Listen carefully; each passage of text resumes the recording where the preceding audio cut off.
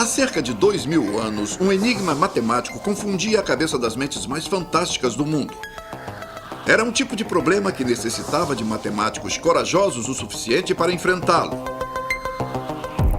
Alguns entraram em desespero, outros ficaram muito bravos e alguns tentaram até o suicídio, sendo ainda esse o mistério que fez parte da vitória britânica sobre o nazismo alemão, que foi fundamental para a invenção do computador e que lançou luz sobre o comportamento dos átomos. A construção de blocos a partir dessa matéria.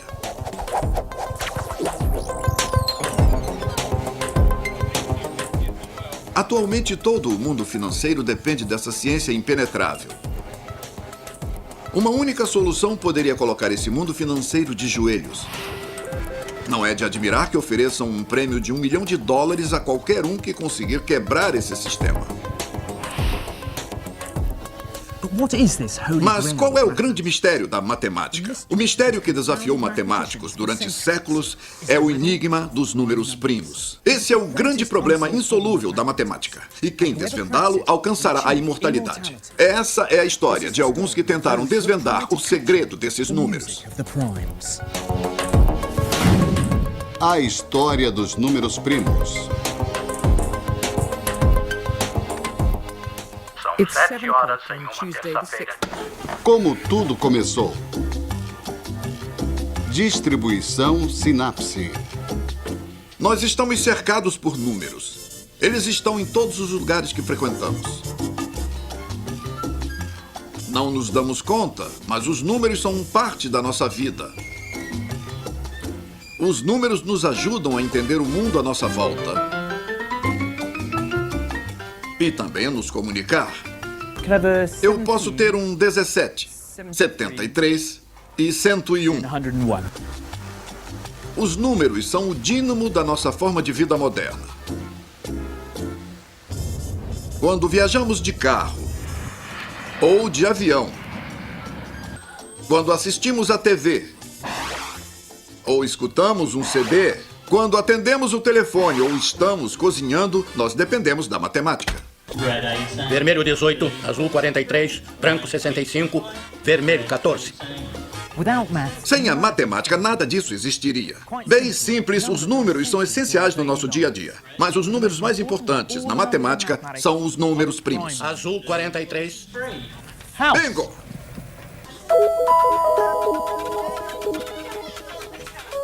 Mas o que são números primos? E por que eles são tão importantes? Bem, toda criança aprende coisas básicas sobre os números primos. Um número primo É aquele que só é divisível por ele mesmo e por um. Mas o que uma criança não aprende é o porquê esses números indivisíveis são tão importantes. Eles são blocos que formam a matemática. Todos os números não primos podem ser formados a partir da multiplicação de números primos. Então, o número 105, por exemplo, pode ser formado multiplicando o primo 3 pelo primo 5 e depois pelo primo 7. Todo número pode ser partido em seus primos constituintes. Dos primos, formamos os demais números e desses constituímos a matemática. E da matemática temos toda a ciência. Os números primos são o hidrogênio e o oxigênio do mundo dos números. Eles são os átomos da matemática. É por isso que os matemáticos sempre foram fascinados por eles. Meu número primo favorito é 163. 17. 19. 163. 2. Por quê? Porque ele pode ser tanto um número par quanto um número ímpar.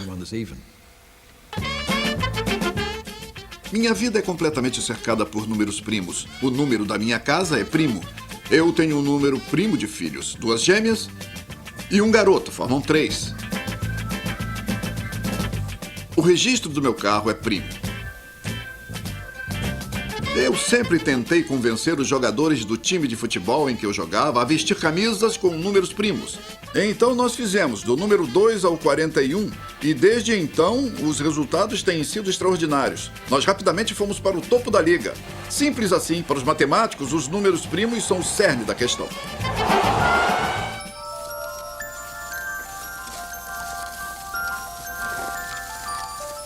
Os números primos são tão fundamentais que a natureza tomou consciência deles antes de o fazermos. Nas florestas da América do Norte, há espécies de cigarras que usam os números primários na luta pela sobrevivência e evolução. Por 17 anos, esses insetos vivem abaixo do solo, não fazendo nada mais do que se alimentar de raízes de árvores. Então, depois de 17 anos de silêncio, eles emergem na floresta para uma festa de 6 semanas. O som que eles fazem é tão alto que leva o local à loucura. As cigarras comem, se reproduzem, põem ovos e depois de 6 semanas, elas morrem. A floresta cai em silêncio por mais 17 anos. Mas por que as cigarras decidem ficar 17 anos abaixo do solo? Parece que elas costumavam contar com a presença de um predador que gostava de acabar com a festa. Agora, o predador também resolveu aparecer na floresta periodicamente. Elas descobriram que se escolhessem um número primo para reger seu ciclo de vida, elas poderiam desviar-se do ciclo daquele predador por um período de tempo maior. Os números primos são a chave da sobrevivência daquela espécie. Depois, o homem também adquiriu habilidade para aumentar suas chances de sobrevivência. Tendo em face um grande período de escassez, a decisão de lutar ou partir depende de uma rápida avaliação de números. Isso era vital para a preparação de um tipo de trabalho e avaliação do quantitativo de trabalhadores.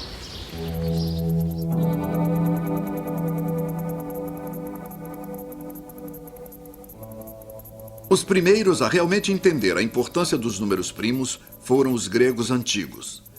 Eles planejaram a base do que os matemáticos construíram desde então. É claro que os gregos pensavam que os números estavam por toda parte. Números são tudo. Com certeza era o lema de Pitágoras. Os gregos também entenderam. Isto significa que compreenderam a ideia de multiplicar números e entenderam que havia números que não podiam ser divididos por outros, que são os números primos, aqueles que são indivisíveis. As bibliotecas e academias da Grécia Antiga começaram a encher-se de tabelas gravadas com números primos. Talvez alguns matemáticos da Grécia Antiga achassem que poderiam eternizar seus nomes ao escreverem todos os números primos em uma mesma tabela. Mas por volta do ano 300 depois de Cristo, Euclides, o primeiro gênio da matemática, descobriu que isso era impossível.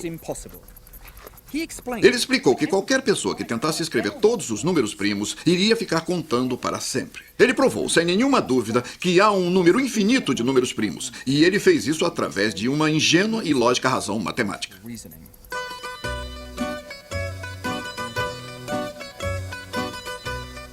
Euclides perguntou se era possível existir um número finito de números primários que poderiam ser multiplicados para se obter outro número. Então, ele pegou a lista dos números primos 2, 3 e 5. Todos os números não poderiam ser obtidos através da multiplicação de diferentes combinações de 2, 3 e 5. Euclides inventou uma maneira de obter um número que nunca seria capturado por esses 3 números primos.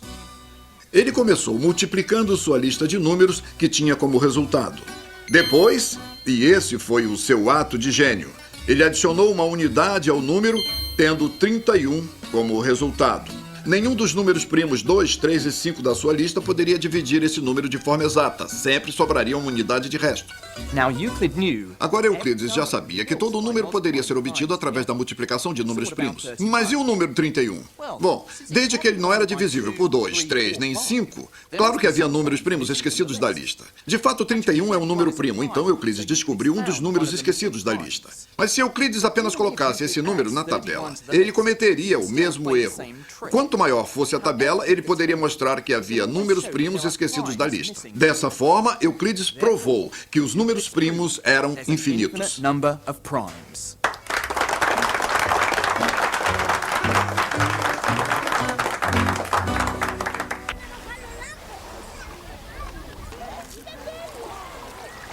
A prova dada por Euclides é uma peça maravilhosa de argumentação matemática, mas havia uma coisa que ele não conseguiu se dar conta.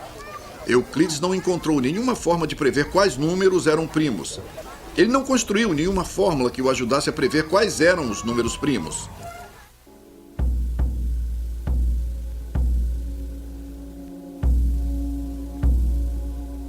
Se você imaginar os números postos em uma grande linha reta, a forma como os números primos apareceriam seria completamente desorganizada. Eles apareciam completamente ao acaso. Eles apareciam como números sorteados em uma loteria ou os horários de retorno de ônibus num trânsito tumultuado. A questão é, não há nenhuma ordem para eles? Há alguma maneira de entendê-los, sem no mínimo os compreender totalmente, ou vislumbrar um tipo de fórmula para usar em cálculos matemáticos?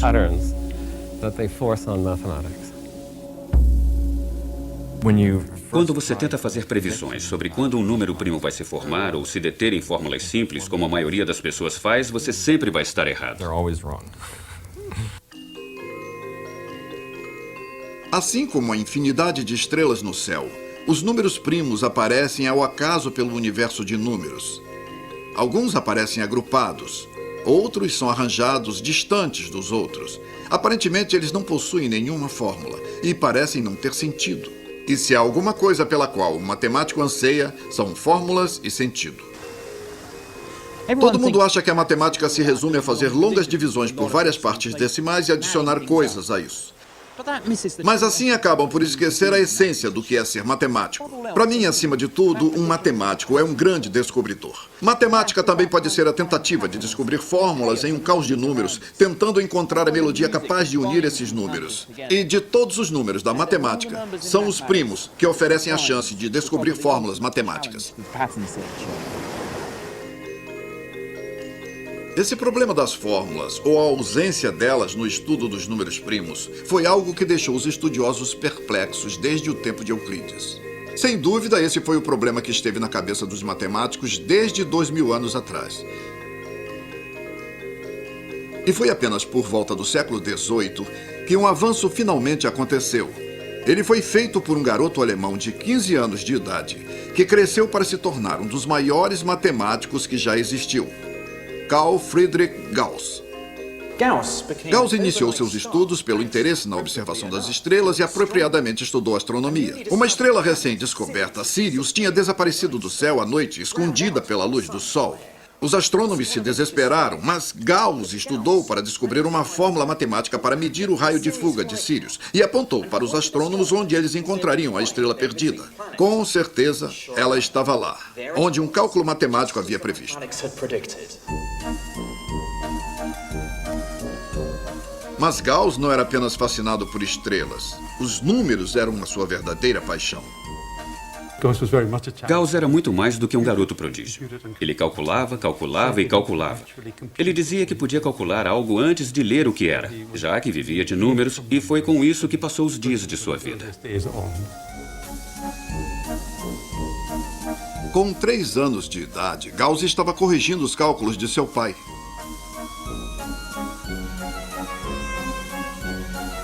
Como estudante, ele começou a escrever um diário secreto de suas descobertas. Mas foi um presente que ele ganhou em seu aniversário de 15 anos que mudou o curso da história da matemática. O presente era um livro de tabelas matemáticas. No final do livro, havia uma lista que começou a fascinar o jovem Gauss. Uma tabela de números primos. Ele passou horas e horas trabalhando sobre essas tabelas, tentando forçá-las a revelar seus segredos. Eventualmente, seus esforços levaram a uma maravilhosa descoberta.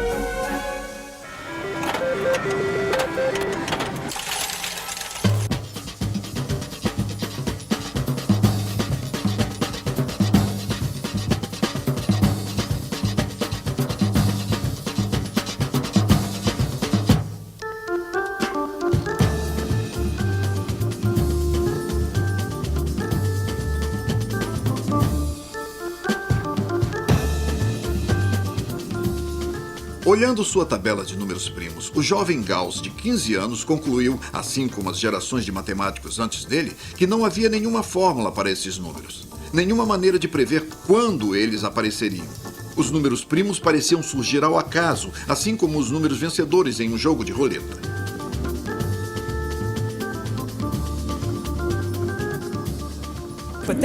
Mas então Gauss executou um movimento clássico do arsenal dos matemáticos. Quando as coisas se tornam muito complicadas, comece a tentar descomplicar. Pense no problema de uma nova forma. Faça outra pergunta. Em vez de ficar tentando prever precisamente que números eram primos, Gauss se perguntou sobre quantos números primos existiam.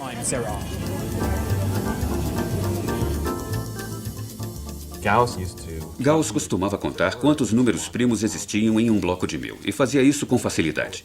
Diziam que ele podia, em 15 minutos, encontrar todos os números em um bloco de 1000 números e então ele liquidava tabelas e tabelas de números primos e com isso construiu um arcabouço fantástico que revolucionou os estudos modernos sobre esses números.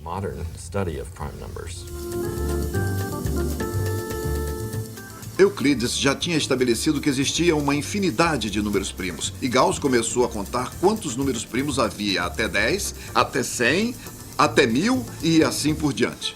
Assim que ele contava mais e mais, os números primos iam se tornando cada vez mais raros. Mas havia alguma forma de prever como eles iriam acabar? Para Gauss, a forma como os números surgiam ao acaso parecia um lançamento de dados. Mas assim que Gauss contava os números primos, ele se deu conta de que podia calcular a probabilidade de encontrar um número primo. Então, por exemplo, se havia 25 números primos de 1 até 100, isso significa que havia uma chance em 4 de encontrar um número primo. Mas nos números de 1 a 1000, havia apenas uma chance em 6 de encontrar um número primo. Então, talvez se poderia naturalmente escolher um número primo utilizando um número do dado. Mas como Gauss poderia prever o número de lados de um dado se os números primos aumentavam naturalmente? Ao trabalhar a probabilidade dos números primos contando cada vez mais alto, Gauss começou a perceber que uma fórmula estava surgindo. Apesar do acaso do seu aparecimento, uma impressionante regularidade parecia estar surgindo do nada. Cada vez que ele adicionava um zero, Gauss percebia que a proporção de números primos crescia sob a mesma quantidade, de 2 em 2. Então, de 10.000 até 100.000 a 1 milhão, a chance de encontrar um primo baixava para 1 em 8, 1 em 10 e 1 em 12. Então, se eu quero contar os números primos até 10.000, eu preciso usar um dado de 8 lados. Mas, se eu quero contar os números primos até 1 milhão, eu preciso de um dado de 12 lados.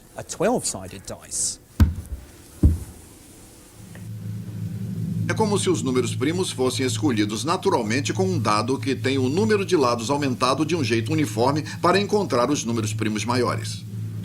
Ele descobriu uma ótima regularidade. Assim que os números vão aumentando, os números primos tendem a diminuir. E ele descobriu qual a proporção em que eles diminuem.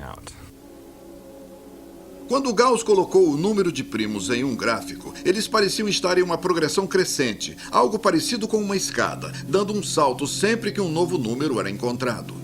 Mas ele poderia chegar ainda mais alto. Usando o seu dado de números primos, Gauss podia produzir um segundo gráfico que estimava a queda de números primos até o gráfico encontrar o infinito. Mas em vez de se concentrar nos detalhes de cada salto e queda, o gráfico de Gauss tentava prever a total tendência do gráfico. E Gauss acreditava que o total de números primos também decrescia em uma dada regularidade. Aqui estava a primeira evidência de alguma fórmula para os números primos. As gerações anteriores tinham estudado os números primos um por um, nota por nota, incapazes de compreender a composição deles. Mas olhando a grande figura, Gauss podia capturar o tema dominante da história dos números primários.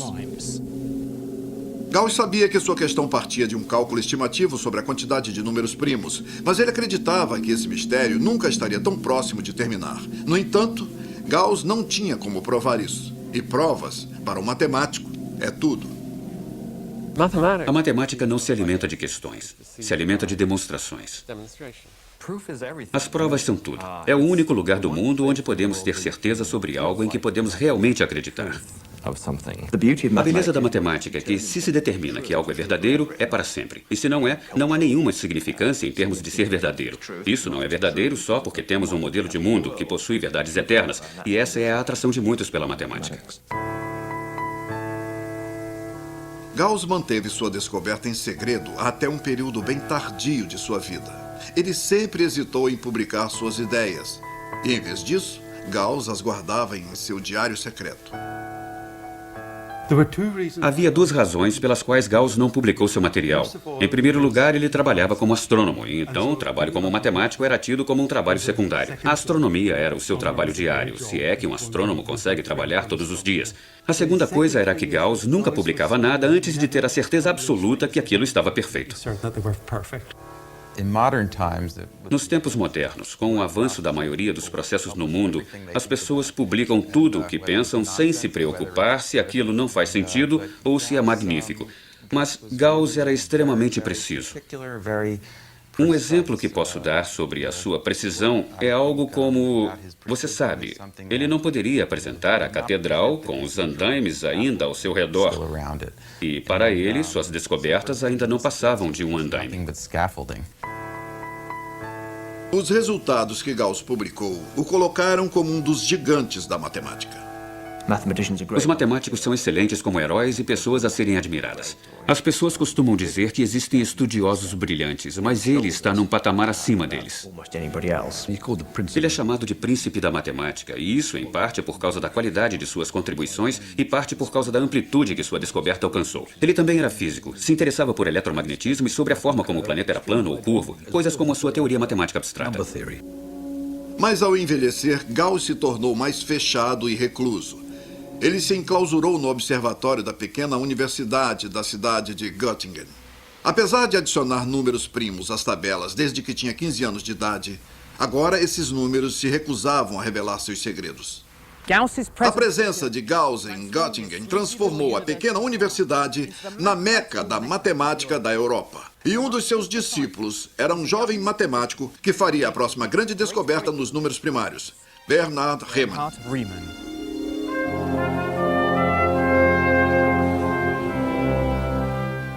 Riemann nasceu em 1826 em Hannover, na Alemanha, filho de um pastor. Sua família era pobre e ele era uma criança bem tímida. Ele não gostava de muito contato com outras pessoas, era bastante fechado. Então ele não tinha como se satisfazer com brincadeiras infantis ou coisas do tipo. O diretor de sua escola notou que ele era um garoto introvertido que possuía habilidades matemáticas extraordinárias. Para encorajá-lo, ele deu a Riemann a liberdade para acessar sua biblioteca e sua fina coleção de livros de matemática. A biblioteca abriu as portas de um mundo novo para Riemann, um lugar onde ele se sentia em casa e sob controle. De repente, lá estava um lugar perfeito, onde podia idealizar um mundo de matemática, onde os números se tornaram seus amigos.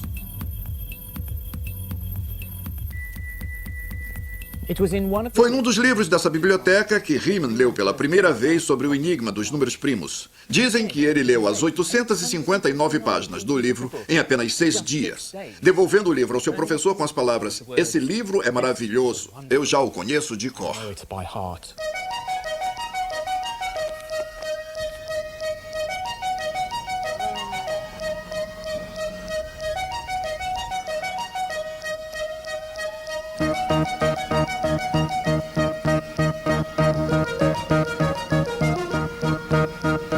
O que Riemann aprendeu lhe rendeu frutos maravilhosos poucos anos depois. Inspirado pela presença de Gauss, Riemann veio em 1846 para a Universidade de Göttingen. Essa pequena cidade medieval, onde os irmãos Grimm escreveram a maioria de seus contos, não mudou muito desde os tempos de Riemann. Mas Göttingen estava na ponta de uma grande revolução matemática. A matemática era tradicionalmente vista como uma ferramenta para cálculos, uma servente para as outras ciências. Em Paris, a matemática construiu navios e canhões, mas na Alemanha ela estava se transformando em reconhecimento. Todos os matemáticos eram muito mais abstratos e imaginativos por viverem em um mundo repleto de números e possibilidades. Riemann mergulhou na revolução matemática de Göttingen. Seu doutorado introduziu uma nova teoria de geometria abstrata, que até hoje é descrita como uma das contribuições mais significativas da matemática. Ainda, apesar de seu sucesso acadêmico, Riemann continuava um homem recluso. Ele era hipocondríaco, bastante suscetível à depressão, e buscava refúgio em seu trabalho e atrás de uma enorme barba preta. Foi essa estranha e introvertida personalidade que tomou o bastão de Gauss e fez a descoberta que poderia transformar a história dos números primos. Riemann, de repente, fez uma descoberta maravilhosa. O ano era 1859, que se tornou um ano único para o mundo da matemática. As hipóteses continuam. Riemann estava trabalhando em uma fórmula matemática conhecida como função zeta. A função era parecida com uma calculadora. Você colocava os números e um resultado aparecia no final. Riemann percebeu que poderia usar a função zeta para construir uma paisagem matemática tridimensional. Como uma lente mágica, a função colocou-o frente a um velho universo de números, contra o estranho e novo mundo da geometria. Riemann olhou no fundo dessa lente mágica e tomou fôlego para continuar essa jornada. Distribuição sinapse. A princípio, Riemann não fazia ideia de que a função zeta estava conectada aos números primos. Mas, pelo outro lado da lente, ele começou a pensar que os contornos da paisagem criados pela fórmula poderiam desvendar o segredo dos números primos. Pelo lado leste, a paisagem parecia evadir-se em um vasto terreno plano. Mas se Riemann olhasse para a direção do oeste, uma cadeia de montanhas ficava à sua vista. Uma montanha tinha seu pico para além do infinito.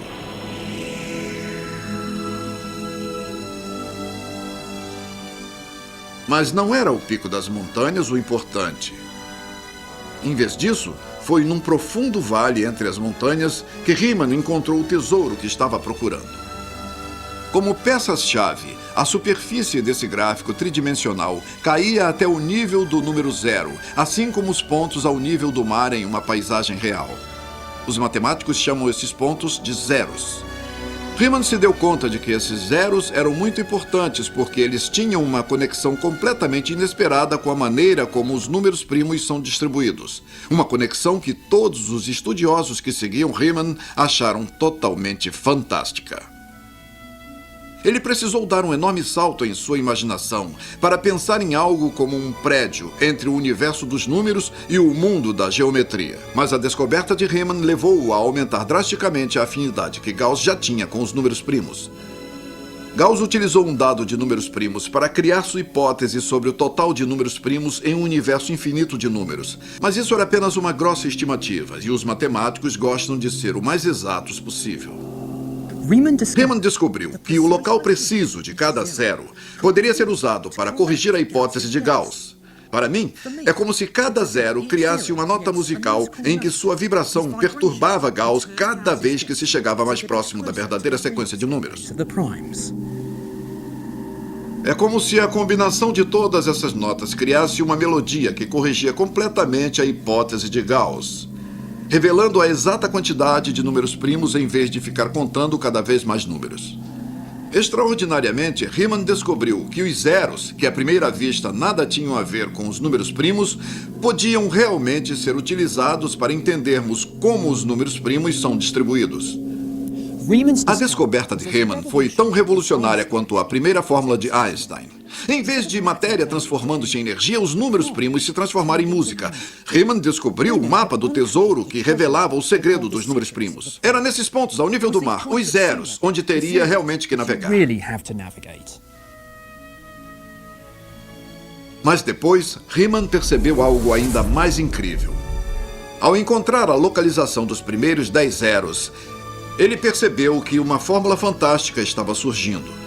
Os zeros não estavam espalhados pela paisagem, mas ao contrário, eles pareciam estar formando uma sequência pela paisagem.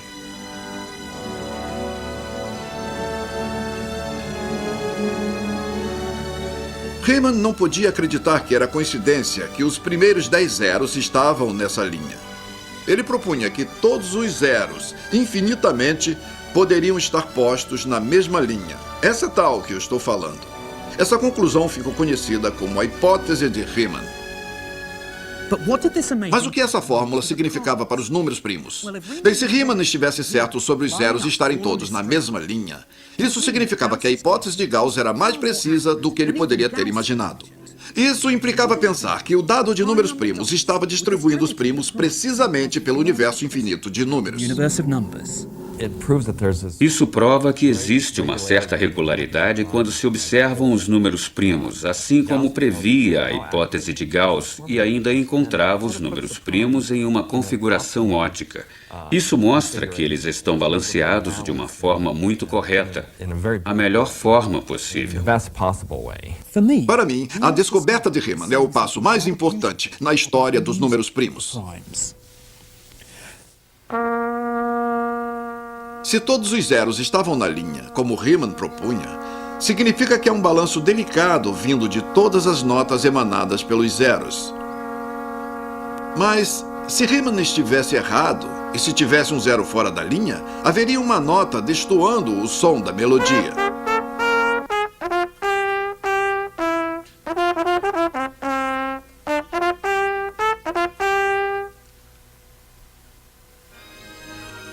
Mas Riemann não acreditava que havia um zero fora da linha. Ele estava convencido que quanto mais longe ele viajasse pela paisagem, todos os zeros estariam na linha, dando a entender que a hipótese de Gauss estava muito perto da verdade sobre esses números. O olhar de Riemann transformou completamente nossa perspectiva sobre os números primos. Ele conectava duas partes diferentes da matemática: os zeros da paisagem e os números primos. Encontrar uma conexão inesperada como essas é a maior satisfação que um matemático poderia ter.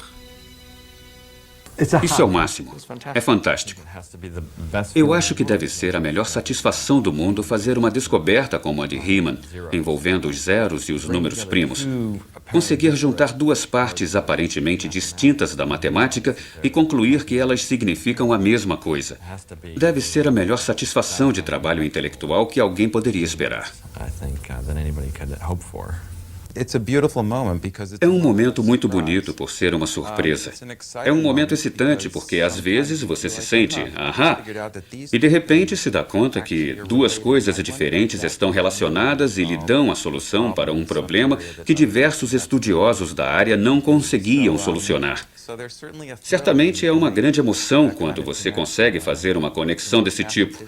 Para a maioria dos matemáticos, isso só acontece uma ou duas vezes na vida. Isto é, se for uma pessoa de sorte, tenho que dizer. Mas é um momento maravilhoso, o mais fantástico de todos. Riemann publicou sua descoberta em um escrito de 9 páginas no ano de 1859. Apesar da natureza revolucionária do que ele estava propondo, Riemann era muito experimental, dizendo apenas que todos os zeros estavam em uma mesma linha. O problema crucial era que ele não tinha como provar isso. Mas ainda, apesar dessa falta de provas, a descoberta de Riemann tornou-o famoso e aclamado por todos. Ele foi promovido à cadeira de matemática de Göttingen, a mesma posição que Gauss também havia ocupado. Ele floresceu depois de seu tempo. No início ele era bem calmo, mas depois teve uma vida social bem ativa e parecia gostar disso. Muitos matemáticos são quietos no início de suas vidas e só se abrem ao mundo anos depois. E esse também foi o caso de Riemann. Todo assunto em que ele tocava, ele realmente modificava. Ele era um gênio maravilhoso, diferente de Gauss. De alguma forma, um tipo de mágico. Gauss era como uma influência para a grande maioria dos matemáticos, mas Riemann era, como eu disse, um tipo de mágico. Riemann definitivamente é visto como um dos matemáticos mais importantes. Ele fez descobertas tremendas sobre os números primos, em grande parte porque ele inventou um equipamento matemático que o ajudava a fazer suas descobertas. Ele também fez grandes descobertas na geometria. A teoria geral da relatividade de Einstein é baseada nas descobertas que Riemann havia feito 50 anos atrás, e as suas contribuições são muito importantes até hoje. Mas Riemann não viveu para desfrutar o sucesso de sua nova descoberta. A guerra entre a Prússia e Hanover tomou as ruas de Göttingen. Riemann entrou em pânico e viajou para a Itália, convencido de que seria atingido por tiros. Mas isso o chocou muito. Ele morreu de tuberculose na Itália 3 anos depois. Ele tinha apenas 39 anos. Riemann foi rapidamente reconhecido como um dos grandes matemáticos de todos os tempos. Mas a sua reputação nunca foi tão boa para a governanta que cuidava da sua casa. Ao encontrar os escritos de Riemann espalhados por seu quarto, ela jogava vários de seus escritos ainda não publicados no lixo. Nunca saberemos exatamente o quão perto ele estava de provar sua hipótese. Em vez disso, suas ideias desafiam as futuras gerações de matemáticos. Agora, o sonho de todo matemático é provar que Riemann estava certo sobre a localização dos zeros. A hipótese de Riemann é realmente uma questão fundamental, mais do que uma teoria numérica, talvez para toda a matemática. Por que um problema deveria ser importante? Bom, em parte por tentar resolver um problema que busca solução há muito tempo, parte porque é um argumento muito claro e bem explicado, e também porque se relaciona com uma fundamental quantidade de números primos. Isso é incrivelmente importante porque se tornou o ícone de um problema. É como colocar um homem em Marte ou algo do tipo. É um problema que todos querem solucionar. No início do século XX, a hipótese de Riemann se tornou um dos maiores mistérios matemáticos insolúveis do mundo. A busca por provas ainda era algo que frustrava a todos. Mas logo após a Primeira Guerra Mundial, houve uma descoberta dramática. Ela não aconteceu em Göttingen, mas do outro lado da Europa.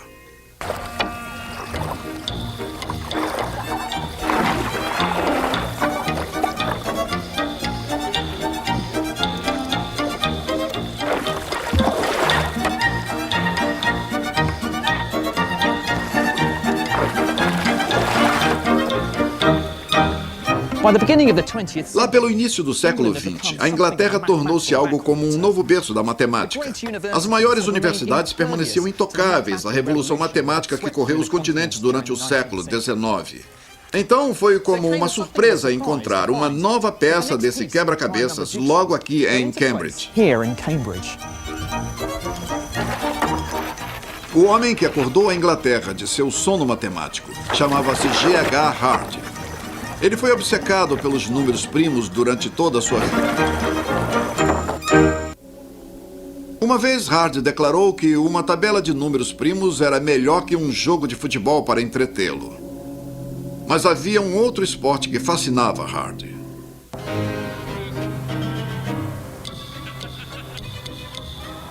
A paixão de Hardy pelos números primos só podia competir com a sua paixão pelo cricket e pela sua batalha contra Deus. Ele queria desesperadamente refutar a existência de Deus, mas ao fazer isso, Deus se tornou o maior jogador em sua vida. Em suas viagens para assistir a jogos de cricket, Hardy levava sempre uma bateria anti-crença para afastar qualquer possibilidade de chuva. Mesmo no dia ensolarado, ele carregava sempre um casaco, um guarda-chuva e uma bolsa embaixo do braço. Isso era para enganar Deus, para que ele pensasse que fosse chover, e então ele poderia ter algum trabalho. Ele acreditava que Deus, seu maior inimigo, asseguraria que seu dia de sol não iria sair dos seus planos. Uma vez Hardy enviou uma carta a um amigo afirmando que tinha conseguido provar a hipótese de Riemann, mas a sua excitação durou pouco. Isso foi um outro jogo de Hardy com Deus. Ele enviou a carta logo após um período de agitação intensa dos mares, na certeza de que seu amigo não receberia. Ele acreditava que Deus nunca o deixaria levar ao mundo suas impressões sobre o problema que tentava resolver. A maior contribuição de Hardy sobre os números primos deu-se logo no início de sua carreira. Riemann disse que havia tantos zeros na linha que era bem possível de todos estarem lá. Hardy mostrou que havia, no mínimo, uma infinidade de zeros nessa linha, o que era, de certa forma, uma justificativa para o que Riemann disse. Apesar do avanço da descoberta de Hardy, que finalmente provou a hipótese de Riemann, o infinito era ainda uma grande besteira. É possível provar que há uma infinidade de zeros na linha, com qualquer quantidade que conseguir ser checada. E mais inquietante é a infinidade de zeros que pode vir a existir fora da linha. É algo como um hotel com um número infinito de quartos. Você pode até checar todos os quartos e conferir se todos estão ocupados ou não, mas quando você achar que chegou à infinidade de quartos, sempre haverá um que você ainda não checou. No caso de Hardy, em vez de checar quartos para ver quais estavam ocupados, ele estava checando os zeros para ver quais estavam na tal linha. Infelizmente, Hardy não conseguiu provar nem que a metade dos zeros estava na mesma linha. Sua descoberta era extraordinária, mas ainda havia um longo caminho a percorrer.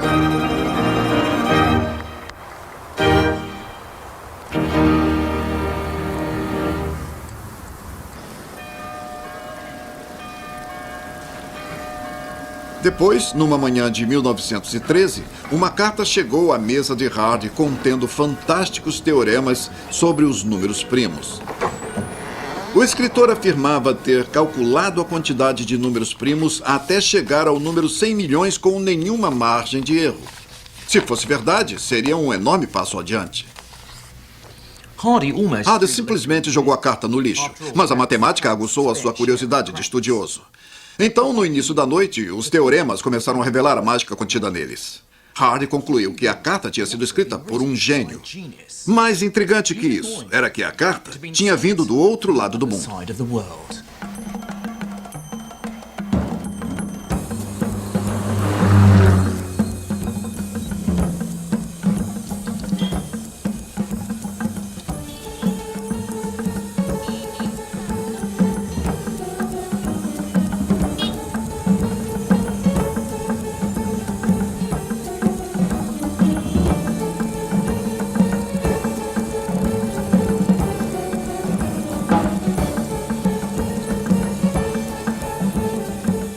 O autor da carta era Srinivasa Ramanujan, um auxiliar de escritório de 23 anos que ganhava 20 rupias por mês trabalhando para a autoridade portuária em Madras.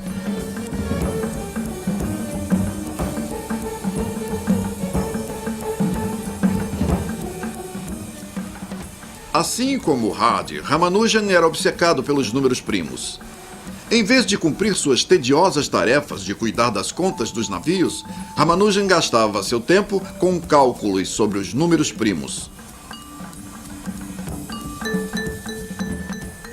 Depois do trabalho, Ramanujan gostava de caminhar descalço pela praia, ainda pensando nos números primos. Ainda não havia como saber dos avanços conquistados no outro lado do mundo.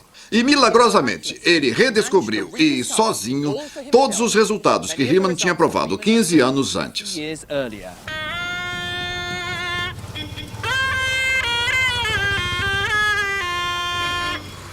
O que o torna ainda mais fantástico que Riemann é a sua total capacidade autodidata. Ele já mostrava precoces habilidades matemáticas ainda na escola do vilarejo de Kumbakonum. Mas a sua enorme aversão a qualquer outra matéria fez com que ele perdesse a oportunidade de estudar em uma universidade. A razão pela qual Ramanujan não cursou a universidade foi porque as lições eram exaustivas e chatas para ele. Uma das anedotas mais marcantes que nos é contada é que ele entregou um papel para o seu médico em que estava escrito: "Essa é a parte mais indigesta da aula." Foi tudo o que ele escreveu. E assim ele devolveu o papel, mostrando não ter nenhum interesse em outros assuntos. Ele estava mergulhado na matemática e ele sabia que estava fazendo matemática de alto nível, perdendo o interesse por outros assuntos. Tendo sido rejeitado pela Universidade de Madras, Ramanujan decidiu aprender por si mesmo.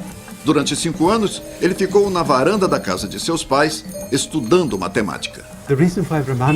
A razão pela qual Ramanujan é tão brilhante é porque ele era completamente obcecado pela matemática.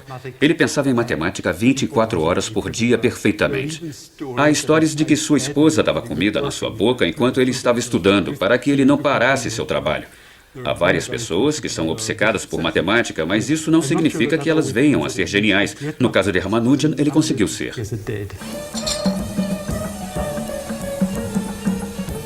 Desabituado às convenções matemáticas usuais, Ramanujan mergulhava no problema de números primos com um entusiasmo de criança. Sua ingenuidade acabou se tornando a sua maior força. Ramanujan foi um gênio da maior grandeza. Disso não há dúvidas. E o fato dele ser autodidata significava que ele não era contaminado pelo pensamento corrente nem pelos preconceitos de seu tempo. Então ele se atrevia a ir bem mais longe do que as outras pessoas, sem se preocupar se estava certo ou errado. E quando as pessoas seguem suas intuições, elas estão sempre prontas para prová-las.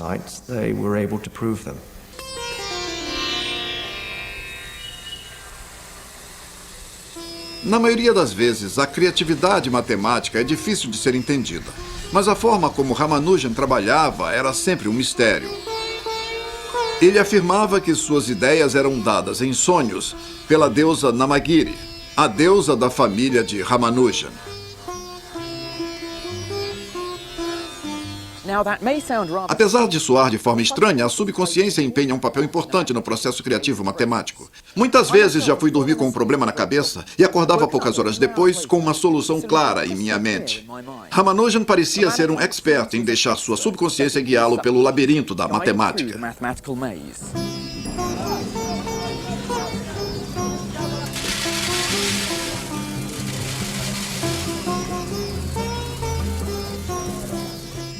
Desesperado para ter seu talento reconhecido, Ramanujan decidiu encontrar os matemáticos da Inglaterra e escreveu para Hardy. Já convencido da brilhante capacidade de Ramanujan, Hardy determinou-se a levar o precoce indiano para Cambridge. Mas Ramanujan estava relutante. Isso significava deixar sua esposa e sua família, e em todo caso, como devoto de Brahma, ele acreditava que cruzar o oceano seria um verdadeiro martírio. Mas depois, um dos amigos de Ramanujan teve uma ideia. Percebendo seu desespero em ir para Cambridge, seu amigo armou um plano bem astuto. Ele levou Ramanujan a um templo para buscar inspiração divina. Depois de 3 noites no templo, como o amigo já esperava, Namagiri apareceu em uma visão mandando que Ramanujan cruzasse o oceano. O plano havia funcionado. Ramanujan deixou Madras e chegou à Inglaterra em 1914. Logo após o início da Primeira Guerra Mundial. Ele rapidamente se familiarizou com a vista do colégio de Trinity, onde ele aparecia no pátio de chinelos em vez dos desconfortáveis sapatos ocidentais. Ramanujan trabalhou com Hardy em vários problemas matemáticos. A dupla foi muito bem sucedida. Juntos, eles descobriram fantásticas soluções para vários problemas matemáticos, mas o enigma dos números primos ainda os desafiava. Hardy o avisou de sua traiçoeira malícia e da recusa que esses números tinham em revelar seus segredos. A genialidade de Ramanujan devia ser forte o suficiente para levá-lo logo a uma descoberta antes de cair em depressão ou ficar doente. Ramanujan tinha trocado o isolamento matemático da Índia pela solidão cultural de Cambridge. Aqueles tempos foram muito difíceis. Os 5 anos em que ele ficou lá foram os anos da guerra. Então ele não conseguia se corresponder frequentemente com sua esposa. Sem Hardy, não havia ninguém com que ele pudesse interagir todos os dias. Ele não estava comendo apropriadamente. Ele era totalmente contra qualquer coisa que fosse derivada de carne, porque era radicalmente vegetariano. We are the Urkel Teenies, little girls and boys. Make your request, we'll not refuse you. We are here just to amuse you. Uma vez Ramanujan tentou tomar achocolatado pensando que era oriundo de vegetais. Mas quando ele leu a composição, ficou arrasado por saber que aquilo continha gordura animal. Ao ficar doente, poucos dias depois, ele estava convencido de que Namagiri o estava punindo por ter comido carne. Our children could be seen because we all drink Urkel We're happy girls and boys. Ramanujan ficou tão depressivo que tentou se suicidar atirando-se nos trilhos do metrô. O maquinista parou a tempo, mas Ramanujan foi obrigado a se internar em um sanatório onde ficou confinado por 12 meses. Quando Hardy visitou Ramanujan no sanatório, na sua forma mais britânica, a única coisa que eles tinham para conversar era sobre o número do táxi que ele tinha pegado. 1729. Um número bem monótono, dizia Hardy. Não mesmo, respondeu o paciente. Esse é o menor número que pode resultar da soma de 2 cubos de 2 formas diferentes. Ramanujan nunca parava de pensar em números.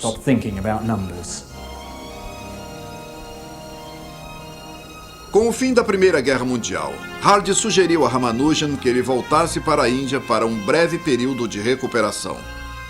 Poucos meses depois, ele ficou chocado ao escutar que o brilhante prodígio morreu tragicamente com apenas 33 anos. Assim como Hardy, ele odiava a ideia de estar envelhecendo e virava todos os espelhos próximos a ele para que não visse seu rosto envelhecido. Hardy era um caso muito infeliz a esse respeito. Ele aparentava, à primeira vista, ser um homem bastante jovem, até mais ou menos uns 60 anos. E quando seu coração começou a ficar frágil, ele tornou-se muito depressivo. O problema da hipótese de Riemann continuou a obcecar Hardy, mas ele estava cada vez mais desiludido com a sua capacidade de resolvê-lo. Assim como Ramanujan fez antes, Hardy também tentou suicídio que acabou sem sucesso. No caso de Hardy, foi por uma overdose. A hipótese de Riemann havia provado ser um terrível adversário. O advento da computação. Em 8 de junho de 1954, um dos matemáticos mais importantes do mundo tomou sua própria vida. Ele envenenou-se com cianeto.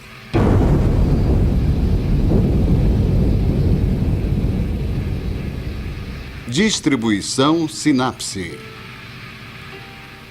Esse matemático se chamava Alan Turing. Ele era um polivalente completo. Ele também é chamado de pai da ciência da computação. Algumas pessoas o chamam de pai da inteligência artificial, mas ele amava matemática e era também, claro, famoso por seu trabalho em criptografia. Turing ficou famoso como o matemático que decifrou o enigma alemão, que era uma máquina de criptografia, acelerando assim a queda do nazismo. O que é pouco conhecida é a forma como a hipótese de Riemann ajudou-o a decifrar esse código.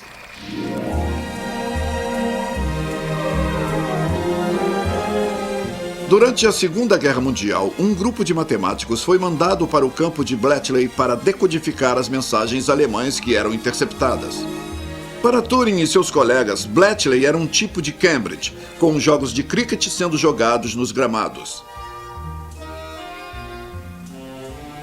A decodificação das mensagens que chegavam todos os dias estava substituindo a diversão de fazer palavras cruzadas de jornal na sala principal de Cambridge. Palavras cruzadas em que vidas dependiam do trabalho deles.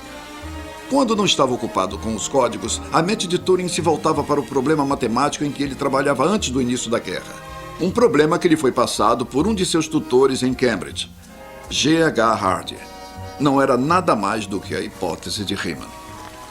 Turing lidava com esse problema de uma forma diferente da dos outros matemáticos por dois motivos. Primeiro, ele passou a considerar que havia uma possibilidade teórica da hipótese de Riemann ser totalmente falsa. Segundo, ele buscou provar isso de forma absolutamente revolucionária. E assim, Turing construiu uma máquina. A máquina explorava o gráfico de Riemann, tentando provar que a hipótese era falsa ao procurar zeros que poderiam estar fora da linha.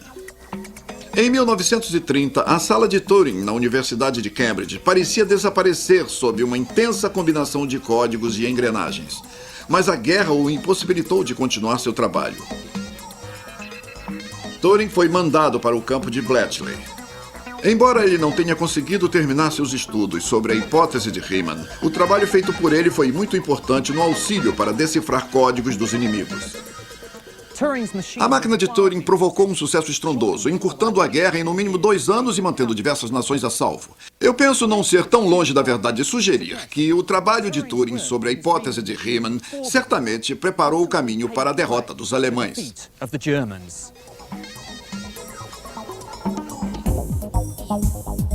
Após a guerra, Turing continuou utilizando máquinas para solucionar problemas.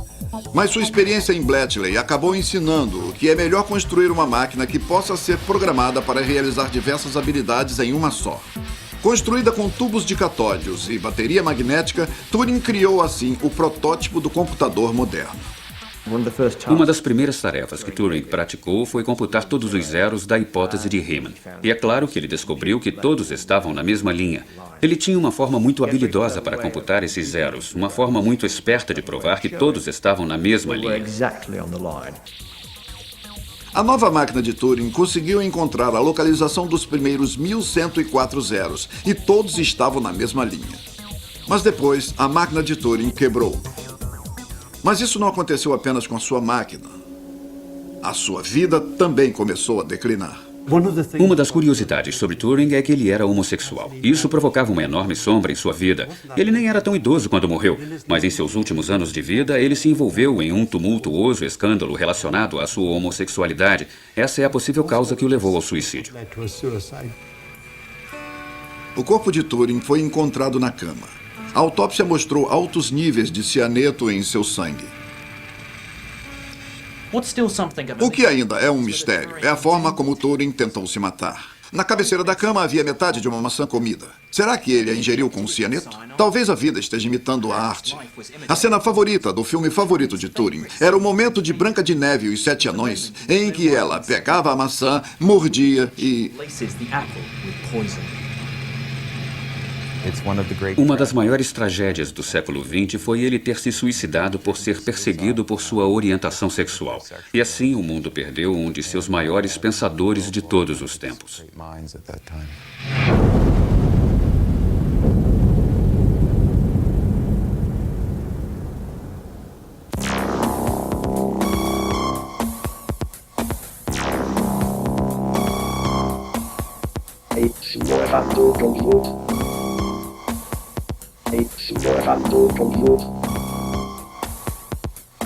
Mas as noções de Turing sobre computadores continuavam vivas. Ele deu os primeiros passos em uma nova era. Uma era em que os computadores ultrapassaram os homens no estudo dos números primos. Em 1952, um computador descobriu os primeiros números primos a partir dos habilidosos comandos humanos.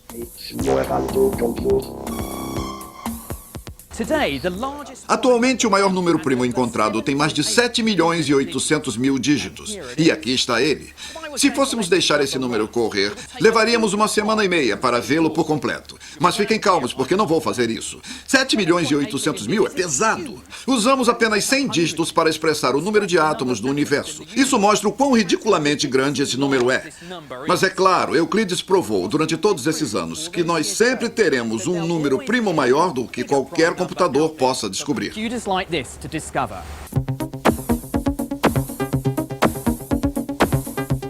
E assim como Turing provou, a princípio os computadores podem ser utilizados para explorar partes da paisagem de Riemann que antes eram inimagináveis.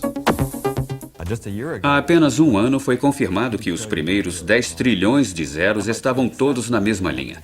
Pode parecer excessivo fazer tantos cálculos para provar isso, mas de alguma forma essa é a melhor evidência para a hipótese de Riemann, cada vez mais reforçada pelo trabalho dos computadores. Agora a maioria das pessoas aposta na hipótese de Riemann. Não é o caso de 20 anos atrás, quando as pessoas ainda se questionavam se aquilo estava certo.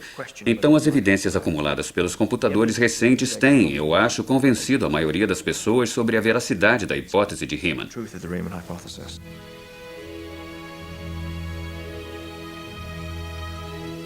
Se pensarmos que a linha de zeros imaginada por Riemann começa em Göttingen, Riemann nos levaria abaixo da Terra.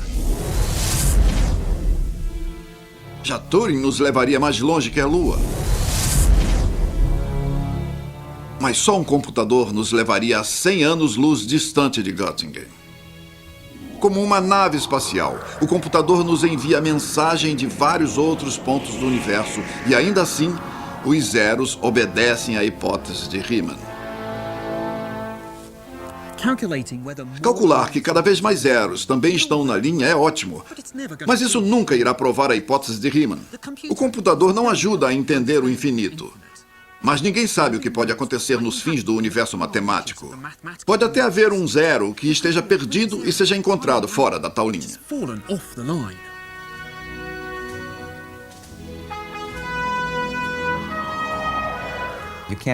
Você não pode calcular o número infinito de nada. Essa é a questão. Então, em última instância, qualquer confirmação a que um computador pode chegar sobre a hipótese de Riemann vai parar nesse ponto, que sim, estão todos na mesma linha. Até esse ponto, estão todos na mesma linha.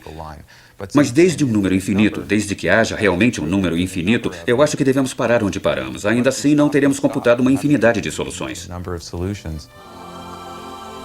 No decorrer do século XX, os matemáticos começaram a reconhecer que estavam presos. Mas então, nos anos 70, houve a maior descoberta no enigma dos números primos. E ela veio na hora menos esperada.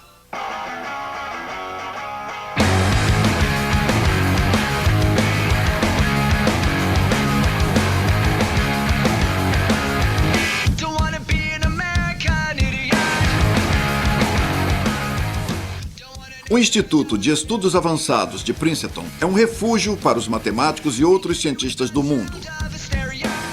A herança da matemática alemã não sobreviveu à devastação da Segunda Guerra Mundial e muitos matemáticos judeus foram se exilar na América, incluindo Albert Einstein.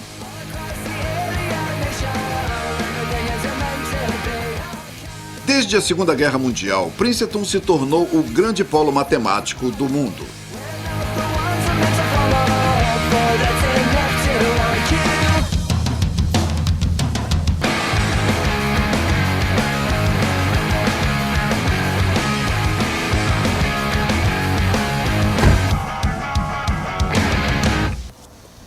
Em 1972, um jovem matemático americano chamado Hugh Montgomery passava seus dias discutindo suas novas ideias no instituto.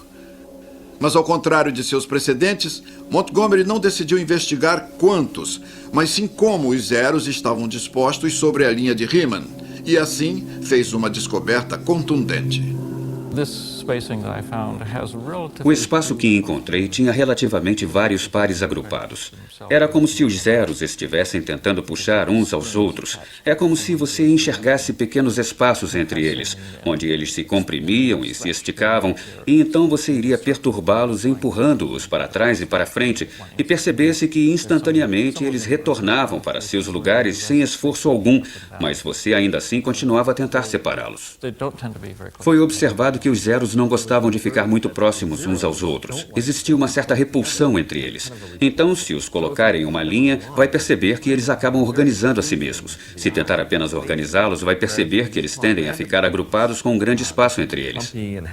Aquilo era muito interessante, e eu senti que continha uma mensagem latente. Mas quando fiz isso pela primeira vez, no outono de 1971, eu me preocupei um pouco, porque senti que não estava entendendo que mensagem era aquela.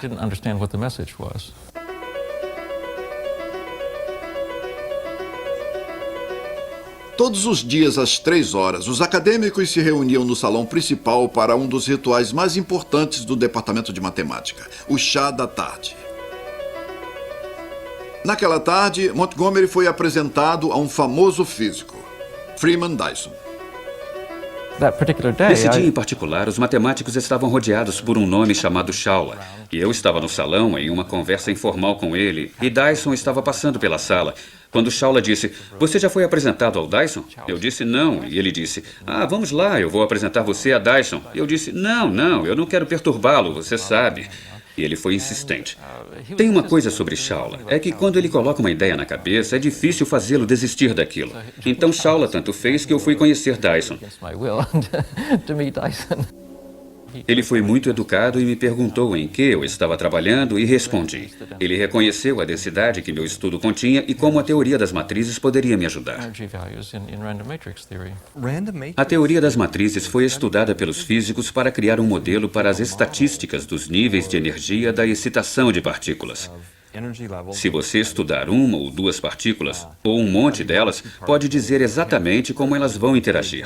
Mas uma vez que você tem milhares de partículas e quer observar como o nível de energia é emitido por essas partículas, você precisa realizar experimentos e tabular esses níveis de energia, tentando identificar que tipo de gráfico pode ser feito a partir das estatísticas desses níveis de energia.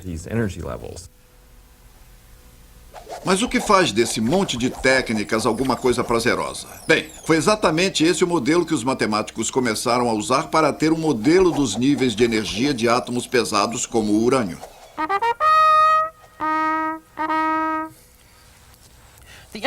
Os níveis de energia no núcleo de um átomo são parecidos com as notas tocadas por um instrumento musical. Como se eu tocasse meu trompete e soprasse com mais força. Então as notas iriam sair mais altas. Por exemplo...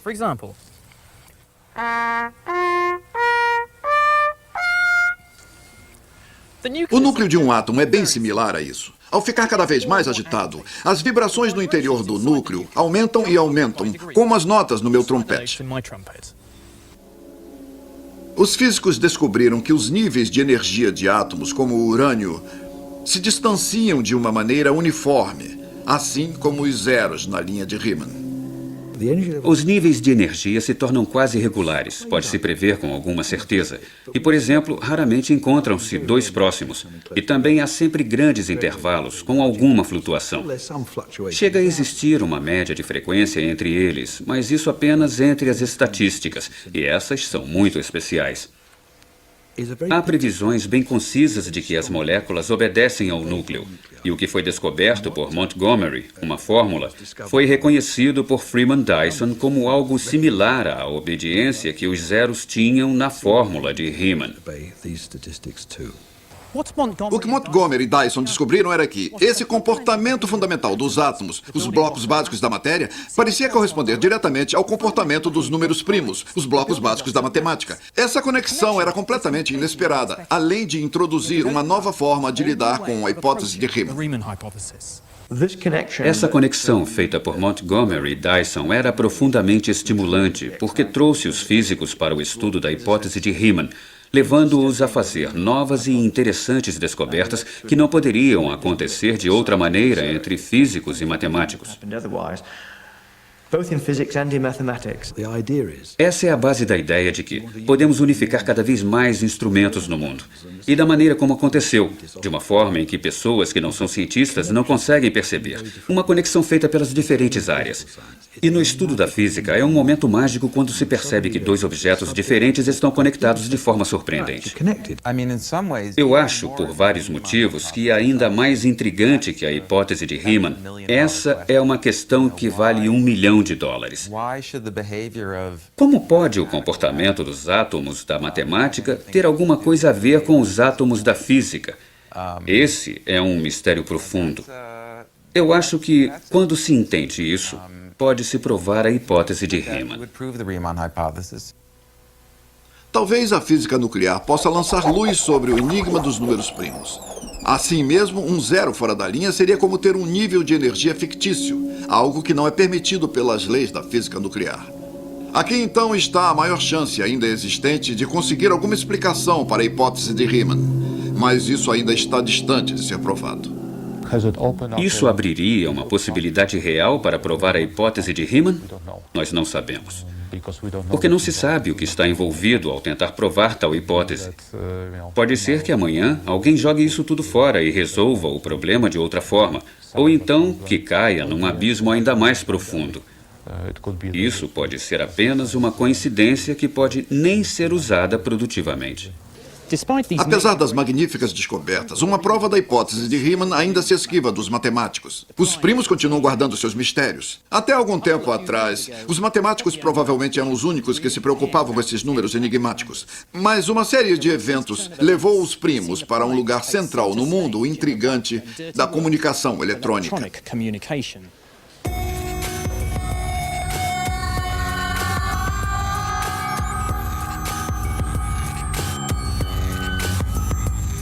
Sempre que fazemos uma transação financeira online, estamos utilizando números primos para codificar os detalhes do nosso cartão de crédito.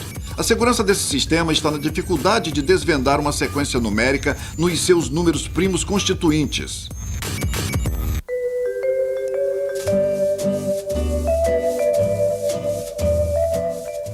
Eu posso mostrar como isso funciona com a ajuda de duas cores de tinta. Imagine que cada uma dessas tintas é um número primo. Se eu juntar um pouco de cada cor, assim como se eu multiplicar dois números primos, eu vou ter uma cor inteiramente diferente ou um outro número. Agora, esse número é utilizado para codificar um número de cartão de crédito. Mas o único jeito de decodificar isso seria sabendo que números deram origem a esse outro número. Assim como é difícil separar duas cores uma vez misturadas, é extremamente difícil calcular que números primos criaram um terceiro número. Mas sem saber os dois números originais, é praticamente impossível decodificar o número do cartão de crédito. Esse sistema só é seguro porque ainda não conhecemos esses números o bastante. Uma prova da hipótese de Riemann poderia nos dizer várias coisas novas sobre o comportamento dos números primos. Talvez sejam até suficientes para nos auxiliar na busca dos primos constitutivos de um grande número. Uma descoberta desse tipo poderia causar o colapso do sistema financeiro. Há uma enormidade de trabalhos desenvolvidos por pessoas que trabalham com sistemas de segurança, tentando desenvolver formas de tornar esses sistemas cada vez mais seguros. E, por outro lado, decifrar falhas nos códigos descobertos por outros. Há uma história sobre um matemático inglês que vivia nos Estados Unidos, chamado Oliver Atkin, que colocou seu dinheiro dentro da Marinha e da Aeronáutica norte-americanas para descobrir o que cada uma delas estava fazendo. It's perhaps not Agora não é surprising surpresa to learn entender por que um homem de negócios é capaz de oferecer o prêmio de $1 milhão para qualquer um que desvendar a hipótese de Riemann. Mas os matemáticos não estão interessados no dinheiro. Uma solução para isso teria consequências profundas sobre o rumo de toda a matemática. E é por isso que os matemáticos são capazes de tudo por uma prova. sell their souls for a proof. The Riemann A hipótese de Riemann é uma daquelas que, se for desvendada, pode se espalhar por toda a matemática. Existem atualmente áreas de estudos da matemática que dependem dessa hipótese. Os matemáticos assumiram um grande consenso de que a hipótese de Riemann é verdadeira. E se ela se tornar falsa, talvez tenham que achar uma outra forma de entrar em consenso, ou então tudo deixaria de estar correto. Não temos ideia de como seria uma prova para isso, que segredos ela traria. E acho que devemos ter muita esperança que será algo que possa revolucionar a forma como lidamos com a matemática.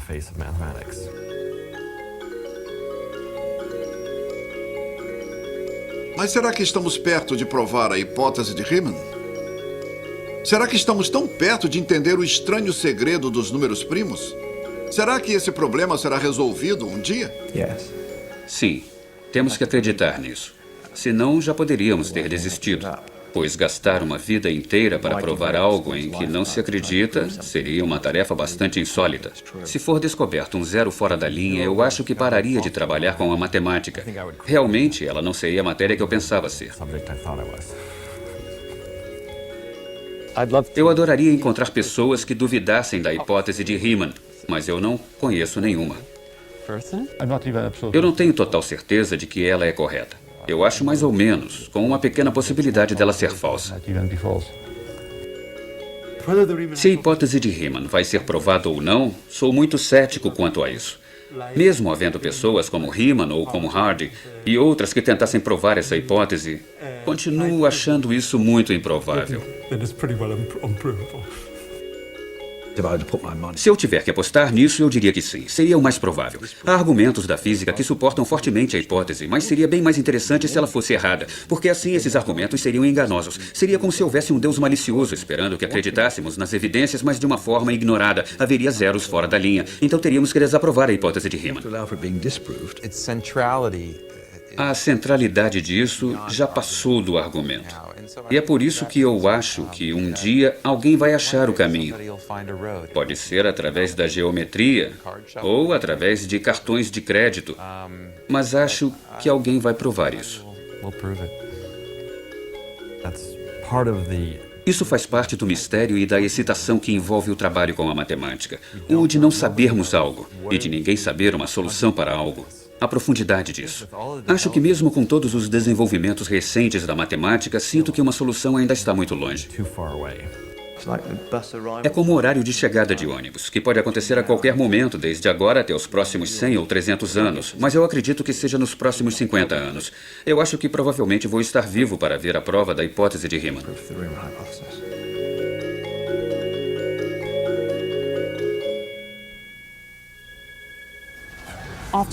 Depois de 3.000 anos, a hipótese de Riemann ainda desafia gerações de matemáticos.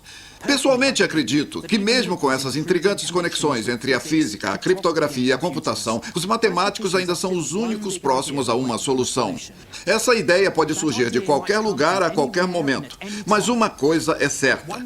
Qualquer matemático que decifrar a hipótese de Riemann será lembrado eternamente como aquele que desvendou o mistério dos números primos.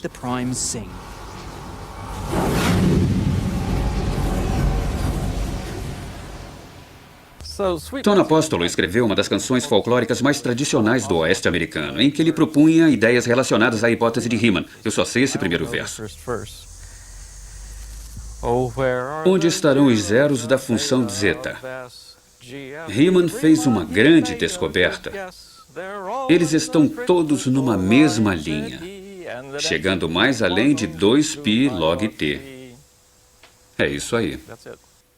Versão brasileira MG Studio. Você pode aprender mais sobre os números com a BBC Open University em open2.net.